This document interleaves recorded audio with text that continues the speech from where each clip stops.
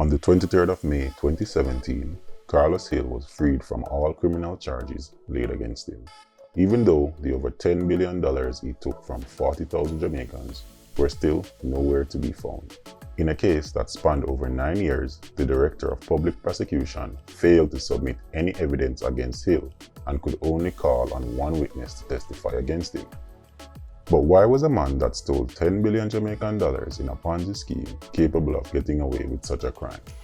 While Olint, another Ponzi scheme operated by another Jamaican, David Smith, received 30 years in prison from a US court. We will look at this story in depth in this episode of Storytime.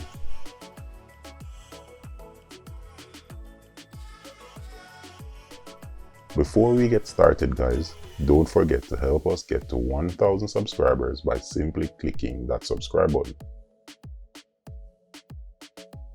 In part 1 of this two-part series, we looked at how Ponzi schemes work and how Cash Plus failed. Just in case you missed that video, the link is in the description below. With $10 billion missing, you would think the government lawyers would have a relatively easy job sending Hill to prison. But this was the exact opposite. Especially now that this is behind me, then we can concentrate on that. How did it reach so far? Who was really at fault?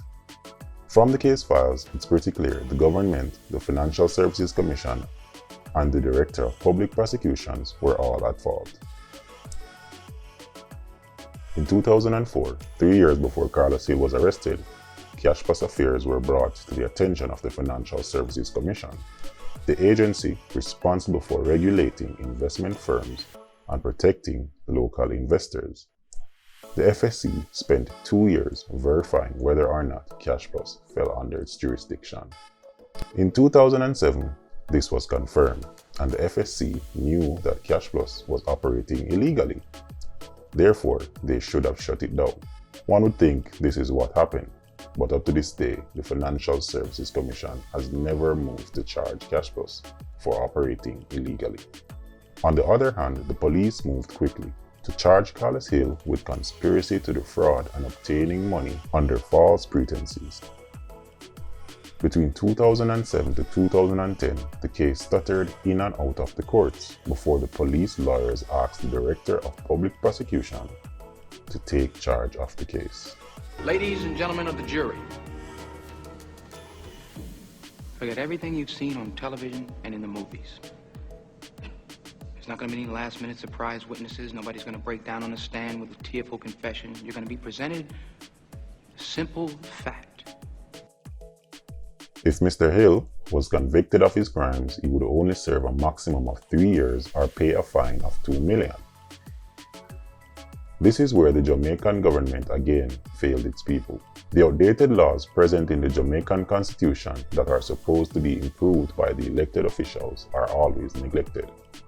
There are still laws adopted in our constitution which are over 100 years old. The Director of Public Prosecutions, Paula Llewellyn, thought that 3 years was not close enough to the amount of time Carlos Hill should spend in prison, and so she charged him with fraudulently inducing a person to invest, which carried a maximum penalty of 7 years in prison. And even though her intentions were right, it is at this point that the case began to derail.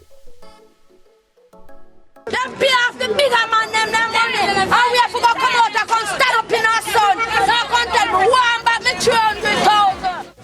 To prove this charge, the DPP needed to gather a lot of witnesses, something the Cash Plus customers would not allow her to do. When the trial started in 2010, Carlos Hill's lawyers, Valerie Nita Robinson and Deborah Martin, made several moves to delay the proceedings. In 2012, the case was put off for a year because his lawyers were busy with other cases. In 2013, his lawyers cheekily requested additional information from the prosecution, which resulted in the case being delayed for another 9 months. However, between the period of 2014 to 2017, witnesses failed to show up to court, many being afraid of humiliation and some fearful that if Carlos Hill went to prison, they would never get their money back. In May 2017, the prosecution called another 16 witnesses to the court, of which only one showed up to testify.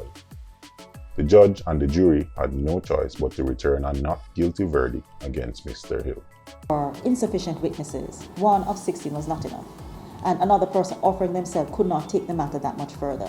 So for those reasons, the Crown recognized that they could offer no evidence. They had no evidence to offer in the form of witnesses, and the jury were directed to return formal verdicts of not guilty. Carlos Hill's lawyers argued that witnesses signed a loan agreement with Cash Plus and knew the risk they were taking. It was never payment, but they recognized that they were lending money to Cash Plus. They signed a loan agreement, and the agreement made it clear that it was high risk and that they would have to absorb the responsibility for advising themselves as to the risk that they were undertaking. They also stated that even though Mr. Hill was never sent to prison, the trial lasted over 10 years. During this time, Mr. Hill was arrested, granted bail, and unable to carry out business or travel, so he had served more than enough punishment. And even though they were just doing their job in representing Mr. Hill, the question we both know the answer to is that Carlos Hill knew exactly what he was doing when he took people's money. Classifying it as a loan agreement doesn't eliminate the fact that $10 billion are missing, and neither Mr. Hill nor his lawyers can say where the money went. Of the $10 billion that went missing, $2.2 billion was found in Carlos Hill's Swiss bank account in Dubai in 2009. And in 2013, Carlos Hill told reporters that he miraculously found another $7.3 billion, of which none has been handed over to the authorities. In 2013, Jamaica's government passed a new Ponzi scheme law, which carried a maximum sentence of 13 years. This was pointless because the crime committed by Hill occurred before the new law even existed, and the government was merely trying to save its face.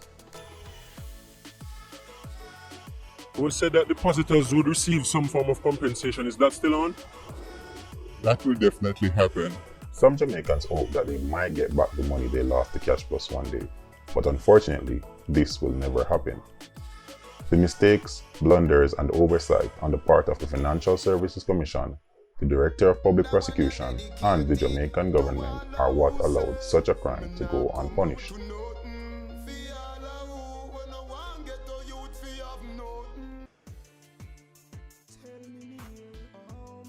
But the big question is, what kind of justice exists in our society when a man who steals $200 worth of ackee off the University of the West Indies campus is swiftly sentenced to 3 months in prison, but the man who steals 10 billion Jamaican dollars walks away free?